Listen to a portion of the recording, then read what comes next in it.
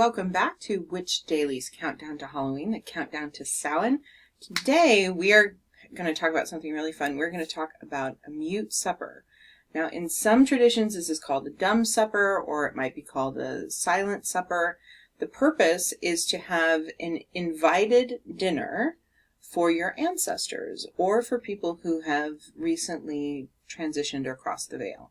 So, people who have died. So, what you're going to do for the dumb supper is you're going to create an elaborate meal, and you're going to eat in silence. And it sounds like really boring, but it's extremely powerful. I highly recommend that you do this with people who you trust, and maybe just 2 or 3 invited guests, and that you all collaborate on deciding who the invitees will be in terms of the newly departed, or maybe the ancestors that you want to invite. Have them come be part of the mute supper. One of the things about the mute supper you should know is that there are foods that are traditional, but mostly it's just black and white foods, and we're going to talk about that in a little bit. And typically no meat is served. So your table should be pretty elaborate. You want to have some flowers and candles, maybe some place settings or photographs of your ancestors. The table should be all black and white, and that includes the foods you serve. Traditionally, there's no meat served at a mute supper. It's all vegetarian. Vegan is okay, obviously, but the idea is to honor the ancestors by not creating a sacrifice in their name for food that they cannot eat. And you set the table, and you have try to have as much as possible that's all a nice theme, so it's very pretty. And all the foods are black and or white. So white rice, blackberries, cheese, white bread, black beans. We did some colcannon and some cauliflower and cabbage that had been made for the colcannon, and of course the black beans. And when your table is set, you want to invite your honored departed or honored ancestors. So we invited my mom, Pam, and our producer, Laura, her sister, Kat, and her dad, Bruce, and my cousin, Sean. These are all people very important to us in our lifetime. And we set the table for them to invite them so that we could eat with them and see if they had any messages for us. And when we were done with the meal, we decided we would share a little dessert as well. And we had vanilla ice cream with blackberries. And oh my gosh, was it good. Highly recommend that you make as fancy a meal as you can.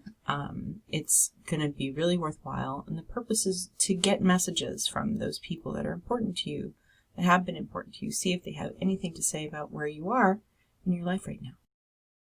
So, in serving the mute supper, you want to make sure that you are offering the food to your guests, both your physical guests and your non-physical guests. You want to make sure that the energy of the food is part of the ritual, right? So both in terms of cooking it and also serving it and enjoying it. And for the food itself that you honor the ancestors with, you can put food on their plates. Don't put too much because they can't consume the food, but they can get some energy from it. And make sure that you give the food as an offering or libation when you're done. Do pour wine for them, do put food on their plates, but don't pile it on because it doesn't serve them. In fact, you want to make sure that it's a proper sacrifice, right? That you're raising something up and making it sacred rather than abjecting it and wasting it.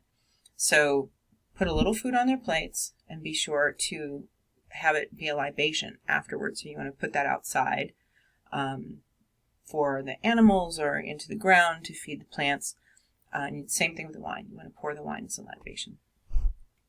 The mute supper should be really powerful to you, and you should know in advance who you're going to invite. Have photographs if you want to. Set a place for them. Invite their messages. If these are people that maybe you had some conflict with in the past, like a parent or maybe a friend, then maybe you want to have some resolution to that conflict as part of your dinner. You want to apologize, you want to ask for their forgiveness, or you want them to ask you for forgiveness so that you can forgive them.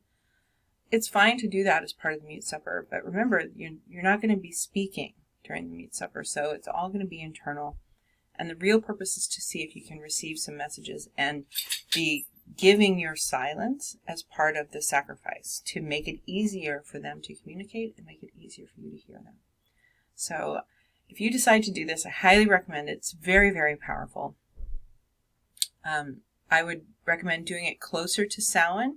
A lot of people do it on Samhain as part of their Samhain ritual. Perfectly fine to do that. I have another ritual that I do, so I usually do the mute supper 10 days to a week before Samhain actually falls. Usually do it with friends, people I trust, family, and we invite our ancestors and the people who've gone across the veil ahead of us.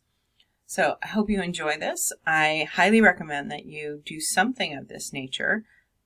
Also, the thing about attending mute supper is you should wear black or white clothes as well. So everybody's kind of in the spirit of black and or white.